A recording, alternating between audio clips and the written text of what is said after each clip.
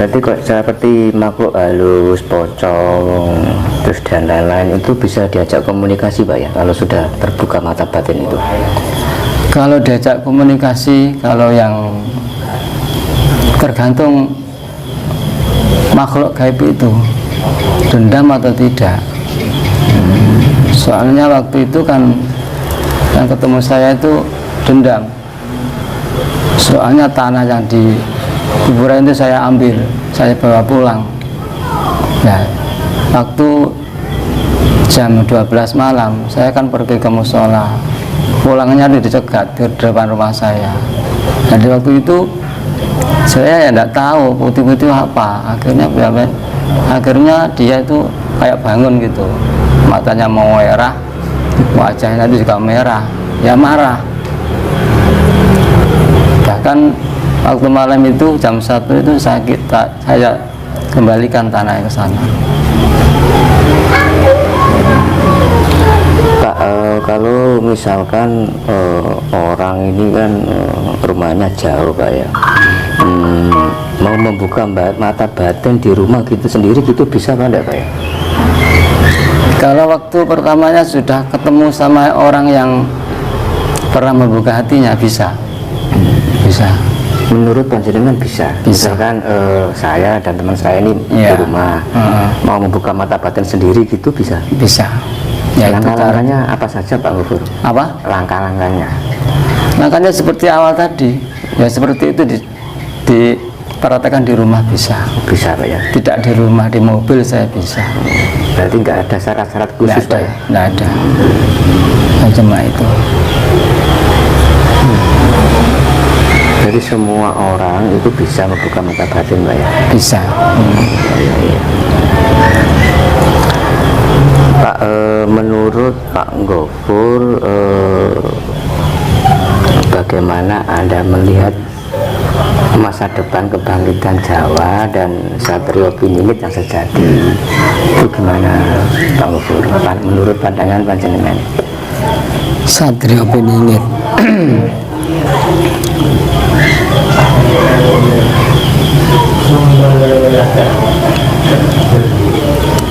Satrio Piningit itu sebetulnya sudah ada, bahkan sampai sekarang ya ada orangnya. Mungkin tidak lama kemunculannya beliau. Kalau kapannya saya tidak tahu, seumpama tanggal berapa tidak tahu. Cumanya di sini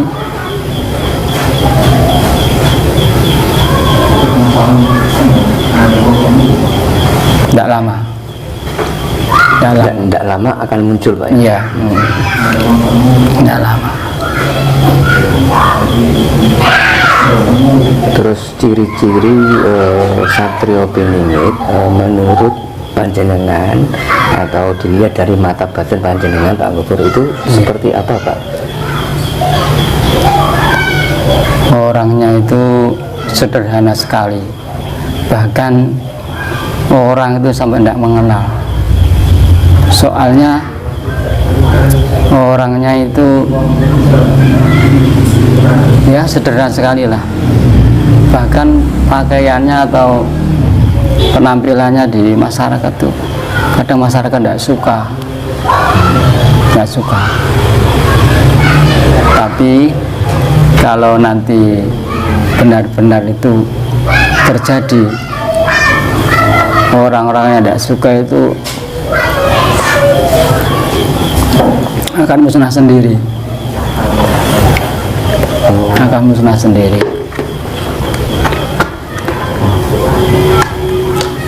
Ya begitu. Sebetulnya sekarang itu orang Satrio Piningit itu sudah ada Pak ya? Ada. Apakah beliau itu dari keturunan Ningrat atau keturunan pejabat gitu Pak?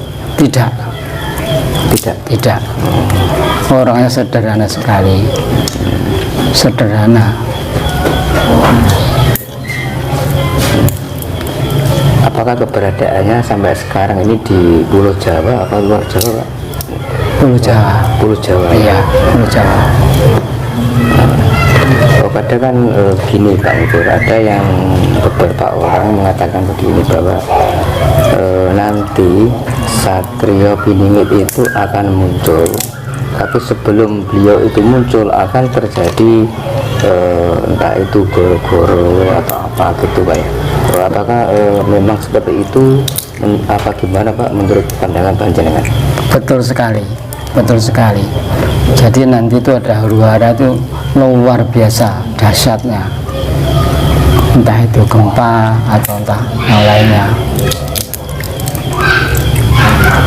Bahkan orang-orang itu nanti sebelum dia muncul, kayaknya orang-orang itu tidak punya iman, tidak punya iman di situ. Soalnya sekarang itu kalau yang saya tahu, orang itu cuma pakaiannya saja, kelihatannya itu pakaiannya takwa tapi tidak takwa. Kalau kelihatan itu orangnya iman tapi tidak iman, ya begitu. Apakah dengan banyaknya bencana di Indonesia seperti barusan kan terjadi gempa Pak ya, Ya. Terus yang adanya penyakit corona, apakah itu merupakan awal akan munculnya Satrio Piningit Pak? Menurut pandangan Pak Gubernur gimana? Itu awal tapi kecil, kecil sekali. Masih kecil Pak ya? Ya kecil, belum seberapa.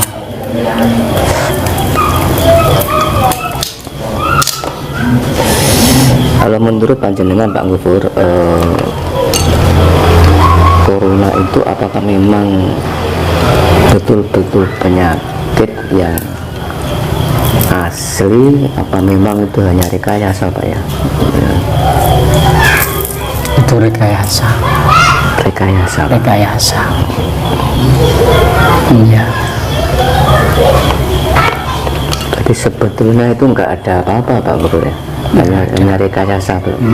Rekayasa, betul sekali rekayasa.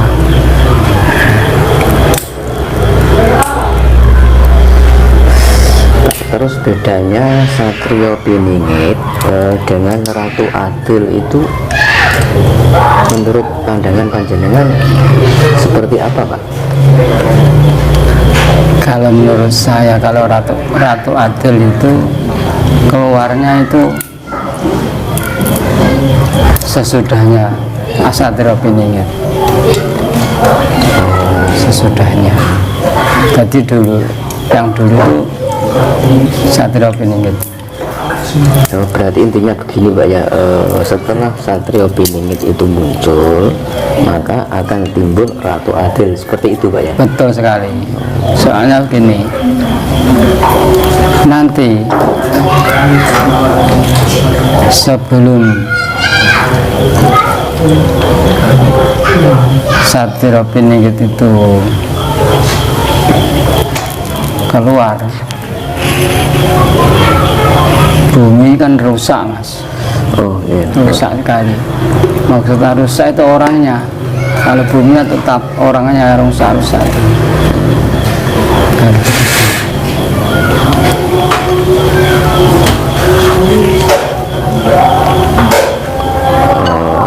Pak, berarti panjenengan itu sering ya dimintai tolong orang-orang, misalkan orang ini kena santet, kena gendam, kena kalau itu sering Pak?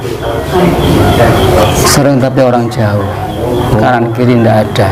Maksudnya orang Jawa itu orang luar kota apa luar Kota. luar kota? Luar kota. Itu orangnya datang ke panjenengan apa lewat telepon gitu bisa Pak? Yang ya ada yang datang, ada yang saya ke sana. Kalau orangnya tidak bisa jalan, saya ke sana. Pak, kalau misalkan orang ya terkena santet, Ya. cara panjenengan untuk mengembalikan santet itu gimana Pak? Apa nanti balik sendiri atau gimana Pak? Kalau saya sangat alami itu kembali sendiri. Kembali sendiri Pak? Iya. Tanpa harus dikembalikan? Iya, soalnya ya seperti tadi, orangnya dibuka mata batinnya. Kalau orang itu sudah ingat pada Allah, soalnya santet yang bikin kan Allah. Biarpun orang yang menjalankan, kalau tidak dapat ridhonya Allah, tidak bisa sampai. Begitu. Nah, kalau orangnya itu selalu zikir pada Allah, akan kembali sendiri. Pak, berarti kalau gitu orang itu kalau sudah terbuka mata batinnya, berarti dia akan kebal Pak dengan hal seperti itu. Betul sekali, betul sekali. Soalnya dia itu ingatnya sama Allah, tidak lain-lain tidak ada.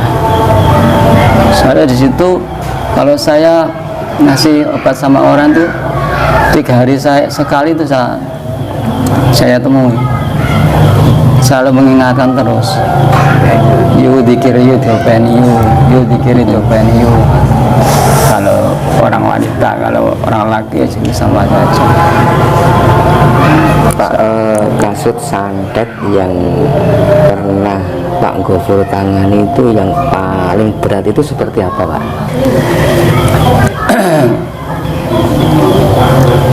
Kalau yang saya tahu, ya istri saya sendiri. Istri saya sendiri.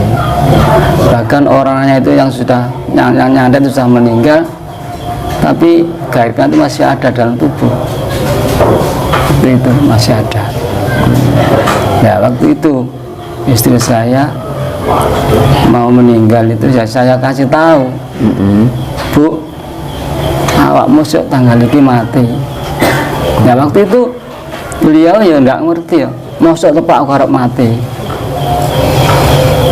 Ya bu anaknya ngoten akan.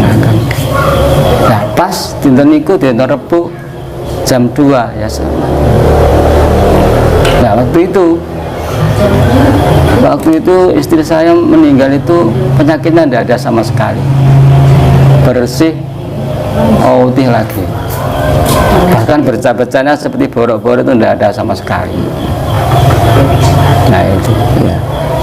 Gini Pak, waktu istrinya Pak Gofur mau meninggal, Pak Gofur kan sudah tahu. ya. Nah, apakah itu Pak Gofur itu sudah punya firasat atau lewat mimpi Pak?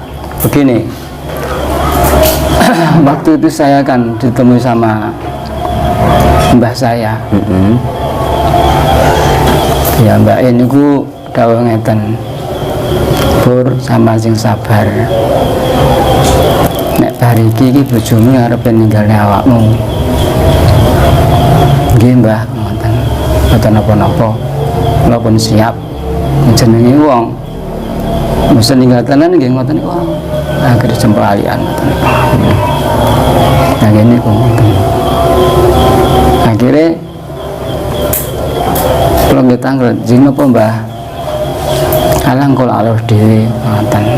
Akhire niku lha kula pas teng jejer kali bojoku kula keceplosan ngomong niku wae. Niku wae. Terjadi niku wae. Jadi itu mriku idza arada syai'an ayakula lahu kun fayakun gitu mriku. Temune mriku. Itu bukan lewat mimpi ya Pak Gofur? Mboten. Nyata ya? Nyata saya. Nyata. Waktu niku bojo kula niku waras kok. Penyakitnya mboten enten. Dinten Senin jam kula matur mulih ke pasar. Dinten Senin jam 12 kula omongi. Bu, sampeyan sesuk lo mati. Ngoten lakon. Soalnya sampeyan saiki lho awake sampeyan wis merateli. Merateli piye to Mas? Balung sampeyan dhewe-dhewe. Yang ngoten. Pak, setelah kejadian panjenengan dikasih tahu bahwa hari ini tanggal ini istrinya akan meninggal, itu sama istrinya meninggal jaraknya berapa hari Pak Gofur? Jarak 2 hari. 2 hari.